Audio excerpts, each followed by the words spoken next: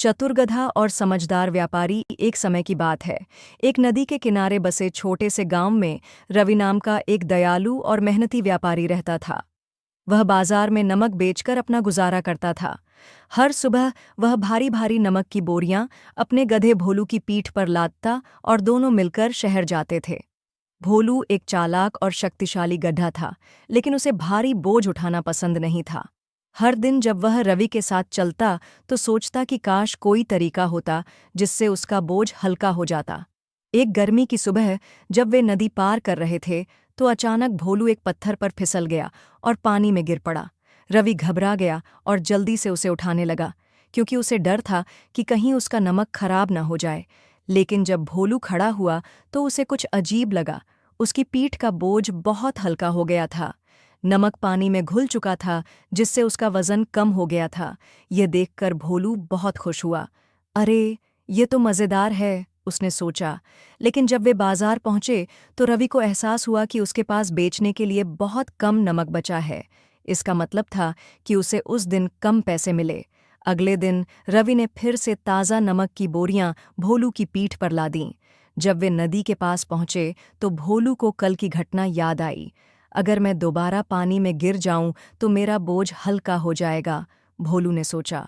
जैसे ही वे नदी में पहुंचे, भोलू ने जानबूझकर फिसलने का नाटक किया और पानी में गिर पड़ा। एक बार फिर नमक पानी में घुल गया और उसका बोझ हल्का हो गया। भोलू गर्व से खड़ा हुआ। उसे लगा कि उसने बहुत होशियारी दिखाई है। लेकिन इस बार रवि को शक हुआ। यह अजीब है, रवि ने सोचा। भोलू ठीक उसी जगह फिर से कैसे फिसल गया? क्या वह यह जानबूझकर कर रहा है?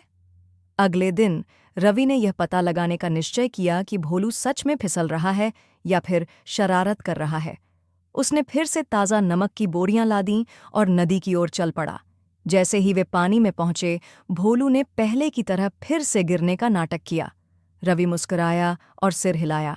अरे चालाक गधे, तुम सोच रहे हो कि तुमने मुझे चकमा दे दिया, लेकिन कल देखते हैं कि असली होशियार कौन है। उस शाम रवि ने एक योजना बनाई। उसने नमक की जगह बोरियों में स्पंज भर दिए और उन्हें भोलू की पीठ पर लाद दिया। अगली सुबह वे हमेशा की तरह अपनी यात्रा पर निकले। जैसे ही वे नदी के पास पहुंचे, भोलू मन ही मन मुस्कुराया। आज तो मज़ा आ जाएगा, उसने सोचा। भोलू फिर से पानी में गिर पड़ा, लेकिन इस बार कुछ अलग हुआ। स्पंज ने पानी सोख लिया और बहुत भारी हो गए। जब भोलू उठने की कोशिश करने लगा तो वह मुश्किल से हिल पा रहा था। उसके पैर कांपने लगे और वह बहुत थका हुआ महसूस कर रहा था। अरे नहीं, मैंने ये क्या कर दिया? भोलू ने घबराकर सोचा। ये तो नमक उठाने से भी ज्यादा मुश्किल है। रवि ने भोलू की पीठ थपथपाई और कहा, देखो मेरे दोस्त, चालाकी हमेशा काम नहीं आती। मेहनत ही सबसे अच्छा रास्ता है। भोलू ने सिर हिलाया। उसे अपनी गलती समझ आ गई थी। उस दिन के बाद भोलू ने कभी धोखा देने की कोशिश नहीं की। वह ईमानदारी से अपना बोझ उठाने लगा। रवि भी उसका अच्छे से ख्याल रखने लगा और उसे भरपूर खाना और आराम देने लगा। अब वे दोनों अपनी यात्रा जारी रखते थे, लेकिन इस बार ईमानदारी और विश्वास के साथ।